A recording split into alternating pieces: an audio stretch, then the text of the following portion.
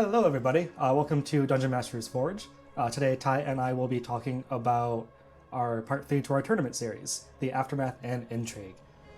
Just little things that you can do during the tournament to make it a little more interesting, torment your players and such. Yeah, I mean, apart from the combat, which is going to be fun in itself, and granted the players are going to be looking forward to the combat, this is also going to be fun for them in a whole new, different way. And it's definitely going to be a lot more fun for the DM, you guys. Oh yeah. So we were deciding to divvy this up into 3 little sections. Stuff you can do during the tournament, stuff you can do in the short term right after the tournament, and things you can do in the long term. So, what do you want to do to your players while the tournament's happening? While the tournament's happening, there's a lot you can actually do to mess with them. Yeah, what were you planning when you had our tournament? When we had our tournament, the one that I ran for you guys, I had a murder that happened in the middle of it, which was completely unrelated to the tournament. It just so happened that it happened in the middle of it because of outside elements. But you can definitely throw in things that will either shine a light on the players or allow them to build up some reputation and get themselves noticed by the higher ups. Yeah, there are a lot of people at this tournament, a lot of nobles, a lot of interesting parties. Yeah, and who knows what will happen. Essentially, the main things that you'd probably want to play with are the other, I wanted to call them players, but the other competitors in the tournament. Either that or the nobles. Perhaps the nobles that are sponsoring other groups may call a hit on somebody. It could be a hit on you guys, or maybe they're trying to hire you guys for a hit. Either way, it'll be interesting, especially if another team is trying to eliminate you. That way you could also eliminate them just by fighting back. Maybe another competitor thinks a different competitor is a threat. Yes. So they'll want to, I don't know, chop off a limb or something. Yeah, so not necessarily going with the murder route, which murder or maim route. Instead, you can go for things like poison. If another character, another competitor managed to slip a poison into the paladins, the clerics, or just somebody in the group's drink right before, then they're considered poison. They're going to have disadvantage on a whole bunch of rolls that are going to matter. You could have somebody's shield start burning white hot, and then they'd have to drop it. Fair. That could be happening from the stands. The players could be watching in the stands. They could be competing against them, or it could happen to them. It would be very interesting to see if the players were in the stands watching another set of teams fight, whether they would actually jump in and help just make sure it's a fair fight, because somebody's clearly rigging the match, and if they let them get away with it, chances are the next round it's going to be back on them. It's going to be right back on them. So it's a chance to help themselves, but potentially also a chance to get rid of one of the harder teams to beat. So it's an interesting moral dilemma there. Excellent. Other than that, things that are happening during the tournaments, we have a whole bunch of different rounds. So if we go right to the start, we could talk about things that would let the players stand out from the rest of them. Because right when the tournament starts, nobody's going to be picking on anybody yet. Nobody's seen anybody fight. But if... you can have a nice little roleplay moment where all of your competitors get invited into maybe a feast that the ruling king of your town, city, whatever is having. Let's all have a nice little meal. Just a chance to meet everybody. Yes. Nice little party before bloodshed and tears. That would be great. It doesn't have to be necessarily a bad thing. Yeah, it doesn't have to be intrigue in terms of there's a murder going on.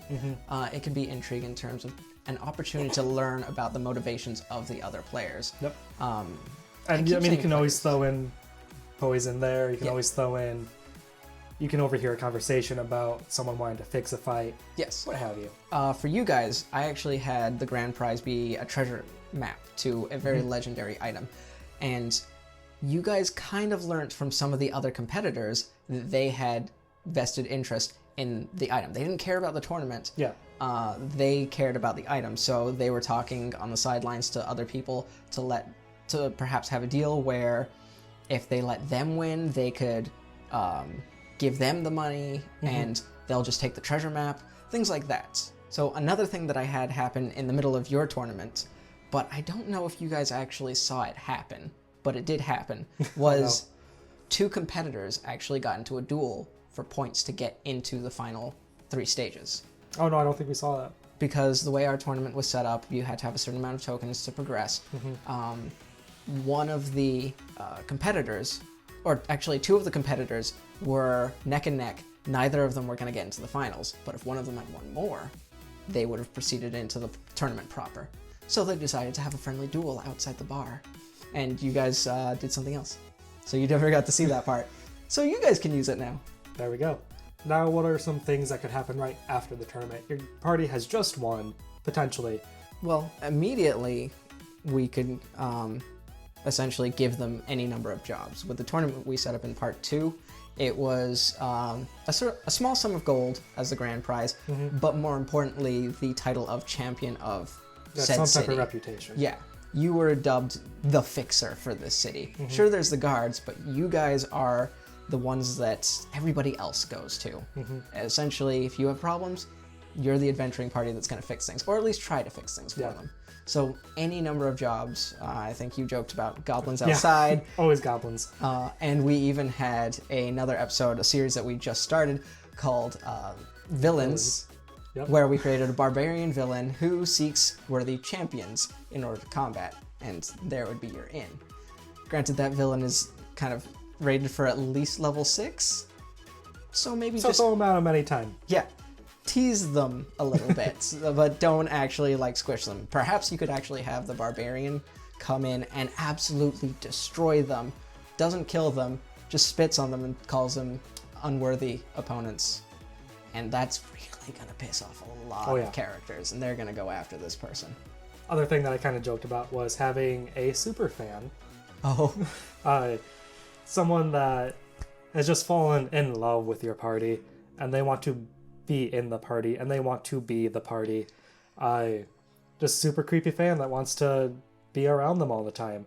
Your party could come home from the tournament, and they could just be sitting on the bed, saying, "Hey guys, what are we doing next?" Yep. Can go any other number of ways. Convince him to, back off. Intimidate him, persuade him. The superfan becomes more or less a serial killer if he cannot be part of the party. Then the party won't exist anymore. Yeah, I think you were going with the idea where it slowly gets worse and worse.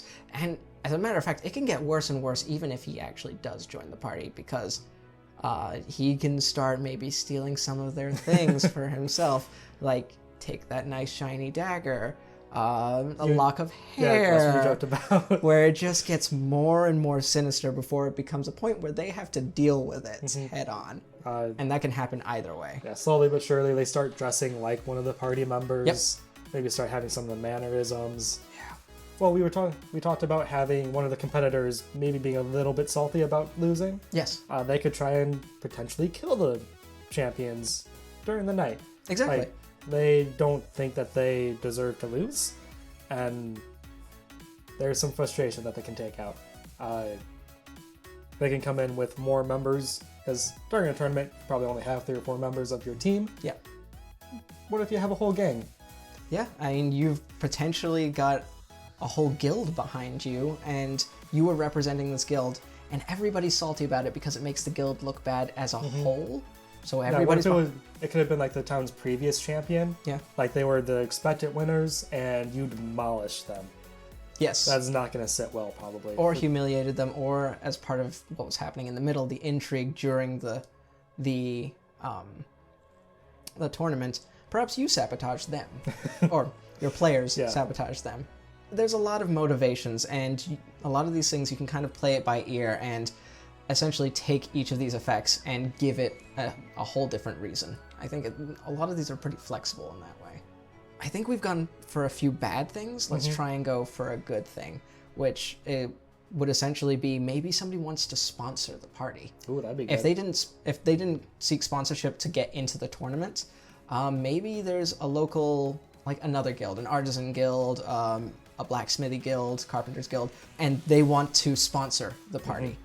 So they can either, if it's a blacksmith guild, give them all new armor, new weapons, things like that. Things that have a little bit of an edge. And you could do things to actually make those weapons special without making them magical per se, because they are still level like 3 or 4. We don't want to give them all +1 daggers, rapiers, the works. Yeah.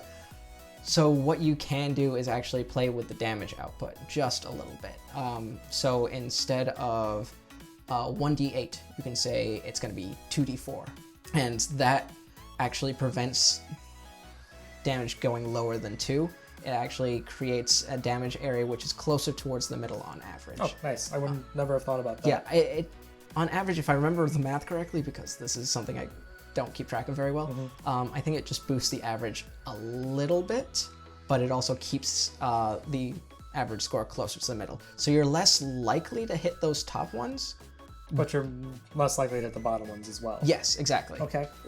You explained it a lot better than I was. Nice. So yeah, you could do things like that for the weapons, or you could outfit them with just custom armors. It doesn't have to be special in terms of statistics, but the fact that everybody's got this swanky, nice new armor that matches the party as a whole, it's pretty cool. Now people are going to recognize them when they go to different towns and cities. Reputation is going to be a little bit better. Yes. But if they're just wearing old rags, these are your champions? No. Yeah. Probably not. Just imposters. It was like when your character got the enchanted plate mail, the ceremonial enchanted plate mail. Suddenly everybody started kind of like respecting you on sight because of how Only you looked. he recognized that. Yes.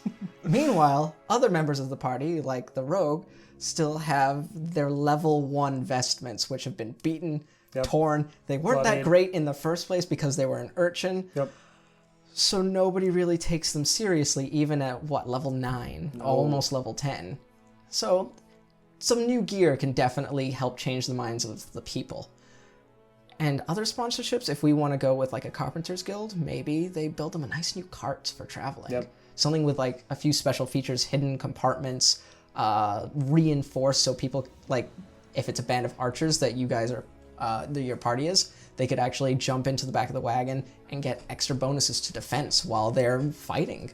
If you're sponsored by someone and they have shops in each different city or something. Oh, could you get like a discount or something? Or get a discount, or you're given a medallion, get a discount at these taverns. Yeah. Like kind of a coupon book, more or less, but like...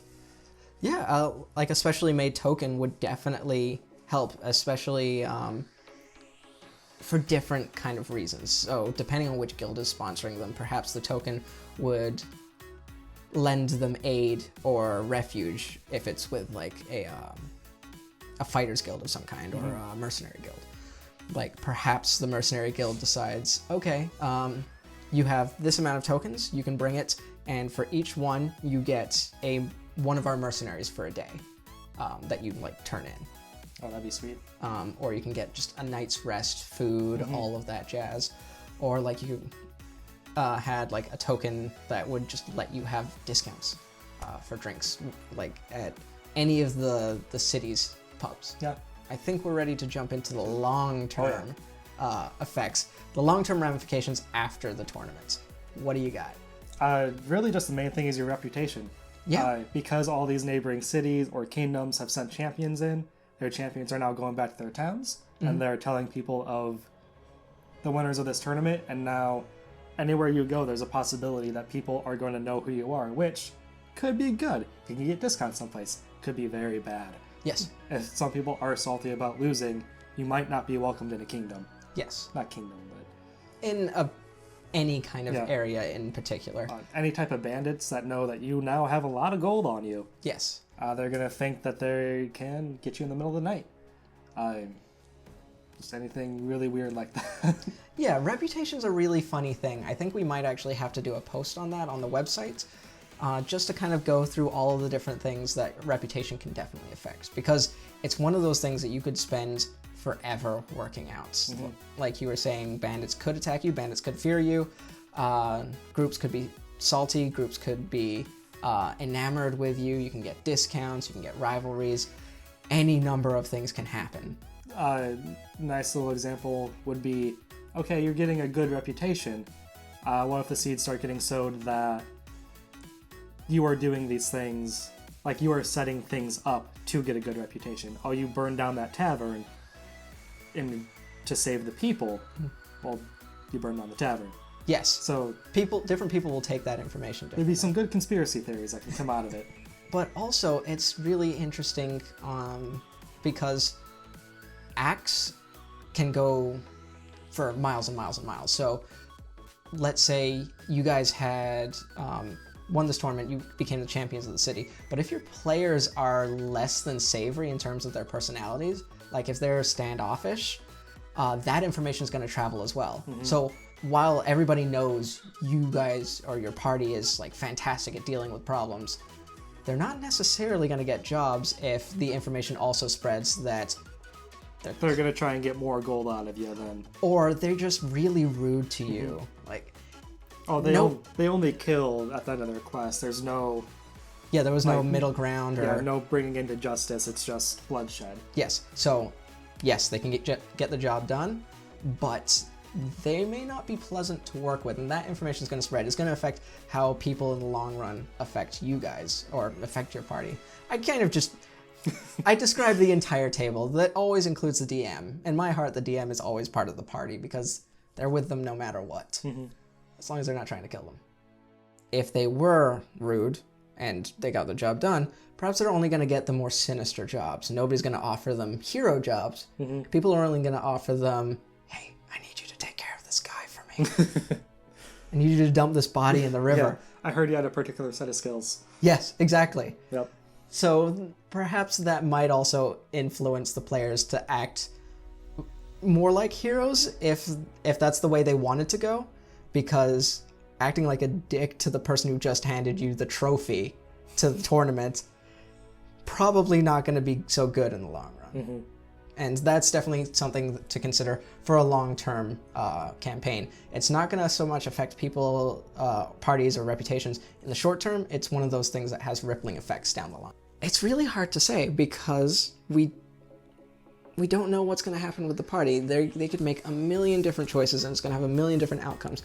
We can throw in different suggestions for little seeds, but a lot of that's going to be your own plot, and a lot of those are going to be things that happen as part of the previous section, the instant gratification, the immediate effects of winning the tournament. It's definitely something that I like about D&D, or tabletop RPGs in general. Actions and consequences are so unique to tabletop games in the fact that you can do anything, say anything, be anyone, but all of those will have a consequence. Whereas video games, there are some video games that have action and consequence scenarios, but they're very limited. They're very like, you have 3 options. You can do this, this, and this, and it leads to this, this, and this. Sure, it's action and consequence, but not on the same scale as D&D. So really, it's more of a recommendation for you guys to kind of keep a close eye on what your players are doing and think about how that's going to affect them in the long term, the players around them in the long term, or the people around them in the long term, I should say, as well as the area that surrounds them. All right, well, I think that concludes our tournament series. We had our beginning, where we set everything up. We had our tournament, the actual fun combat part, and now we have the aftermath and intrigue. There's going to be a link down in the description to our website where we've got the write-up for not only today's video, but all of the other videos. You can find them all on the website, where we list out all of our suggestions for some of the things that you can have fun with during and after this tournament, as well as the fact that if you keep checking back there, we'll eventually have that reputation discussion write-up, depending on how we decide to format it, going up on the website too. May even be a video if you guys want to subscribe. But other than that, we'll see you whenever we see you next. Good luck scheming.